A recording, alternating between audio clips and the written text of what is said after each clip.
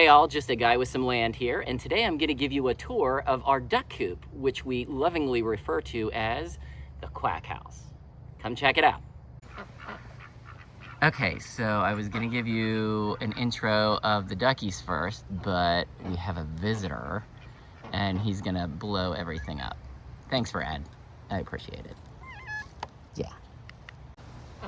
Before we actually take a tour of the coop, I thought it was important to meet the local residents. So these are duckies that we got probably about 5 or 6 years ago. And then this is Brad. As you can see, they really don't care that Brad's here. But when we bought this property about, I would say probably 10 years ago, you can see behind me, we have a pretty big, it's a pond, but we call it a lake. It's probably about 5 acres. And I always wanted to have ducks. I thought it would be amazing. But we also have to be very mindful that we live in Florida and there are a ton of predators here. So we wanted to make sure that the coop that we built was going to be something that was comfortable for them, so that they would be safe at night and really have a great place to live. The property is over 11 acres, very expansive. They can play in the lake whenever they want, hang out in the woods, you know, do whatever they want and just live an epic, happy ducky life. And in reward that we get eggs, which are pretty incredible to bake with. We've sold them, you can make some income off of them, so it's pretty amazing. So these are our duckies and our residents, and I will show you the coop that we built, how amazing it is, and why they love living their happy ducky life there. So the first thing I wanted to show you is the location that we actually put the duck coop in. We actually found a really cool little island that was hidden in amongst all this brush when we were exploring the property one day. And we thought, hey, you know what? That would be a really good natural barrier when there's actually water in the moat to start that first level of protection. What's interesting is we're in we're in January, so it's kind of a drier month. We've been very fortunate to not have any hurricanes this year, so the water levels are down, but I will tell you several times throughout the year, if not most of the time, this is filled with water. So it's a cool little area for the duckies to kind of play in. You know, they can fish, they can hunt, they can dig for bugs and eat all sorts of stuff, and it starts that first level of protection. What was also really nice is we didn't have to cut any trees down. There were naturally very few trees on here, so we designed the coop around that so that we didn't mess with nature too much. So without further ado, I'm going to take you over and kind of show you some of the construction that we did. So if you're ever interested in making a duck coop yourself or a quack house, you're welcome to use our design. Also, don't hesitate to reach out. I'm happy to give you some input if I don't answer things in this video so that I can help you potentially have one on your property in the future. All right, so the first thing I wanted to show you here is how we constructed the duck coop.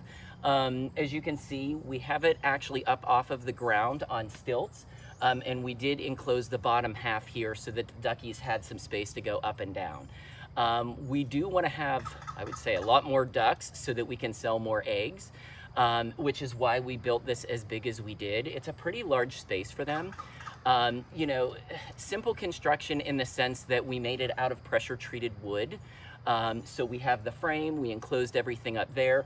But the part that I thought was really important to show you is this bottom part.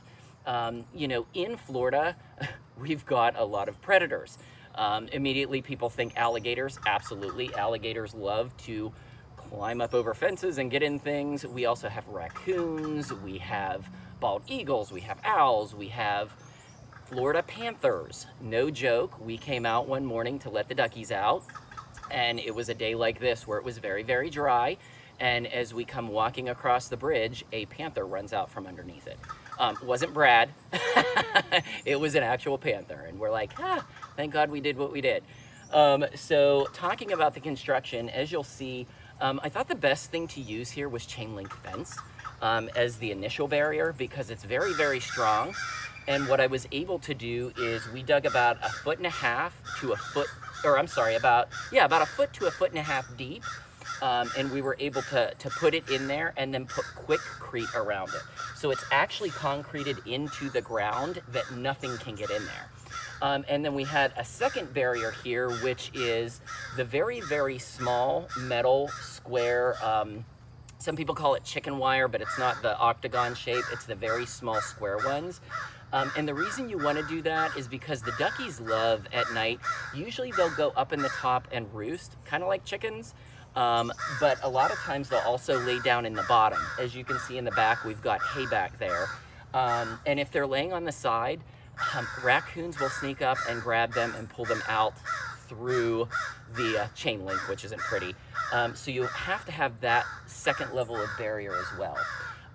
So that's the biggest thing. We just really enclosed it so that things couldn't get in, and then we reinforced a door as well.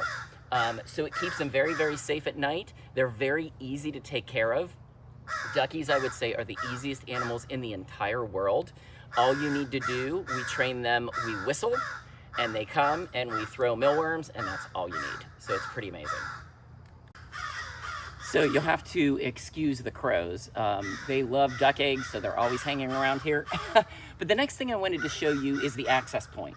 So we only put one door in here, and we did that for a reason. Raccoons and several animals like that, even bears, are very smart, and they'll figure out where the weak points are, and they'll try and dig and pull and tear and do whatever they can to get in. So we thought it was going to be best to just do one door.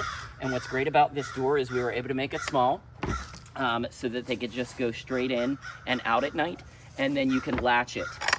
Now, to also be very mindful of the animals, you'll see maybe some rocks here. I don't know if the camera's low enough like that. We actually put rocks in here to reinforce it because, yes, the raccoons were trying to dig underneath. So we do have to put a little level here, which is why you kind of see the staining here, with rocks to kind of keep that reinforced. We've been very fortunate. We've never had a breach.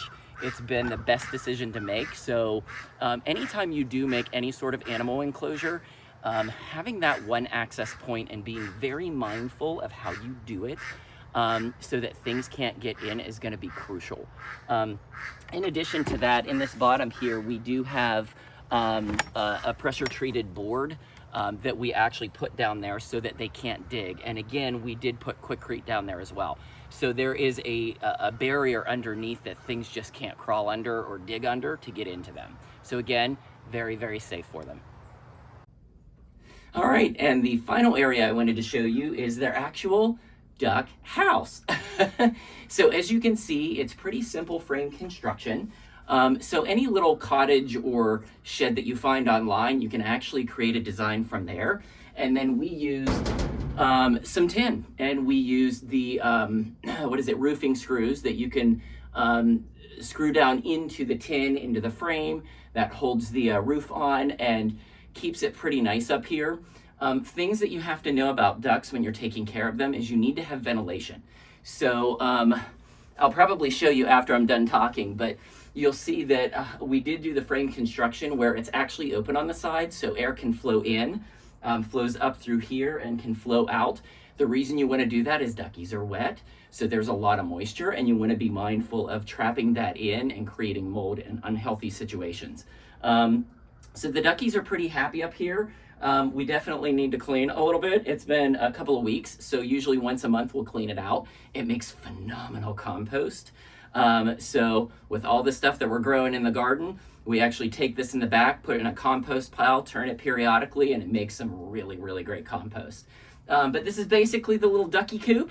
I'm glad you were able to take a look at it. Like I said, if you have any questions on how we built this, or help with what you're looking to do possibly with building a duck coop, please don't hesitate to reach out. I'm always happy to help. And there you have it, a cute little tour of our duck coop with our current local residents. Thank you guys so much for watching.